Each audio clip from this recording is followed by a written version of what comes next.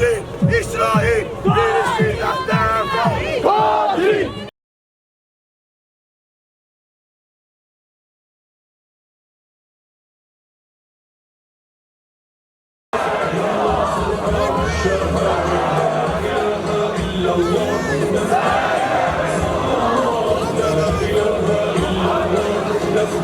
Kardan ayrılır, vurulup ömrünün ilk.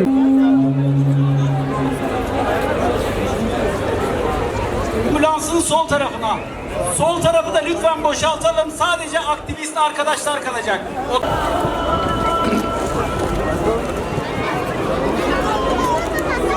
Sen burada mı?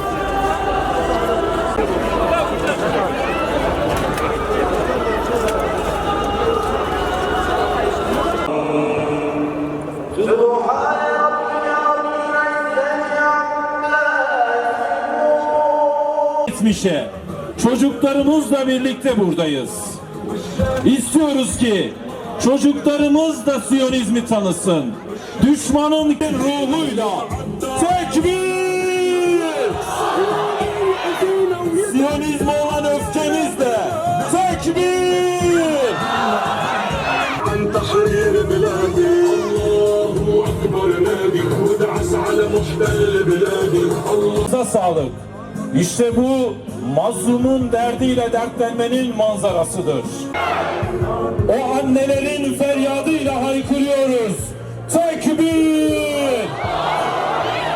Tek ses, tek yürek, tekbir! Tekbir! Tekbir!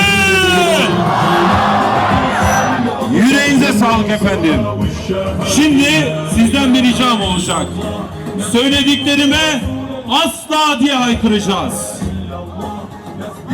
Bu zulmü ve bu vahşeti unutacak mıyız? Boykot silahını elimizden bırakacak mıyız? Ve şimdi Filistin konvoyu basın sözcüsü Merve Nur Durmuş hanımefendilerini konuşmalarını yapmak üzere buraya davet ediyoruz. Buyurun efendim. Ya eyyühellezîne âmenû rük'û vescudû ve'budû rabbekum. Bundan tam 2 hafta önce Avrupa'dan yola çıkan konvoyumuz Srebrenica'da buluştu ve bir araya geldik. Bir soykırımdan bir soykırıma düsturuyla hareket ettik ve şunu ifade etmek istiyoruz. Geçmişte bizim olduğumuz, yani müdahale edemediğimiz, el uzatamadığımız bir dönemde bir soykırım yaşandı. Ama şu an bizim içinde bulunduğumuz, nefes aldığımız bu çağda bir soykırım yaşanıyor.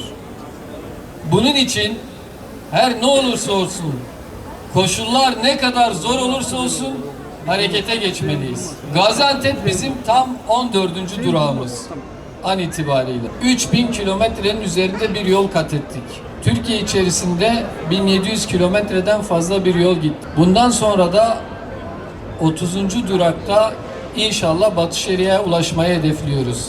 Filistin davası için, inancımız için, insanlık için yeni neler yapabiliriz tartışacağımız, konuşacağımız bir zemin olsun istiyoruz. Filistin konvoyu kararlılıkla yoluna devam ediyor. Unutmayın, fiziksel olarak hepimizin bu konvoyda bulunması mümkün olmayabilir. Ama vicdanı olan, imanı olan herkes bu konvoyun aktivistidir. Sizler de öylesiniz. Türkiye'den çıktıktan sonra zor bir güzergah bizi bekliyor. Bakın bildiğiniz gibi biz bölge ülkeleriyle ilgilenmiyoruz. Bu konvoy sivil, hedefi Batı Şeria'nın Gazze olmasını engellemek olan ve Filistin'e girmek olan bu konvoy oraya ulaşmak zorunda. Beraberinde bir ambulans da var. Ama bizi zor bir güzergah bekliyor. O zorluğu aşabilmek için bizler sınıra dayandığımızda sizler de burada meydanda ve sosyal medyada bizimle birlikte olmanız lazım. O zaman Allah'ın izniyle Filistin'e ulaşmayı başarabiliriz. Değerli kardeşlerim, biliyorsunuz bu ilk gidişimiz değil. Gazze'deki ablukanın kırılması için, işgalin durması için katliamın sona ermesi için önce biz Mısır'dan Marş to Gaza olarak Rafah sınır kapısına gitmiş ve oradan engellenmiştik. Daha sonra Global Sumut filosuyla Akdeniz'den yola çıkmıştır Gazze'ye ulaşmak için. Gazze'deki çocuklara ulaşmak için İsrail güçleri tarafından alıkonulmuştuk daha sonra. Yine onun ardından yine Sumut Afrika konvoyuyla bu kez Libya'dan denemiştik. Gazze'ye gitmek için İslam coğrafyasının ortasından gitmeye çalışmıştık. Ama yine engellenmiştik, yine alıkonulmuştuk. Yine şiddete maruz kalmıştık. Bu kez Filistin konvoyuyla farklı bir güzergahtan Batı Şeria'daki ilhakı, işgali durdurmak için gidiyoruz. Ama tabi bütün bunlarla ilgili şu cümleyi söyleyeyim ben. Az önce saymış olduğum bu uluslararası organizasyonların ve girişimlerin neredeyse tamamının koordinasyonu Gaziantep'ten yapıldı. Gaziantep hani deriz ya, her alanda öncüdür. Bu uluslararası konvoyların hemen hemen neredeyse hepsi Gaziantep'te yapıldı. Selam aleyk Gaziantep. My name is Emir. I coming from Slovenia and Bosnia, and I want to say that it's very nice to see you in such a big number here. I'm very surprised because I'm not used to speak to so big public, but it's okay. It's okay to be in such a good number, in such a big numbers, when these bad things are happening to our brothers in Palestine. عليكم ورحمة الله تعالى وبركاته. تحية نضالية لأحرار العالم. تحية نضالية للمشاركين في هذه القافلة من كل البلدان. تحية نضالية للمنظمين.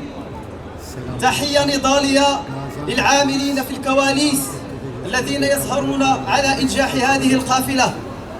بعجالة ولكي لا أطيل عليكم أنا لدي رسالة واحدة فقط أريد أن يسمعها العالم كله، ألا وهي من بيننا من المشاركين من شارك في الأسطول الأول والثاني وتعرض للتعذيب والاعتقال، ومن بيننا من شارك في القافلة البرية في ليبيا وتعرض للضرب والعنف، ورفاقنا 10 رفاق تم اعتقالهم لمدة 30 يوما.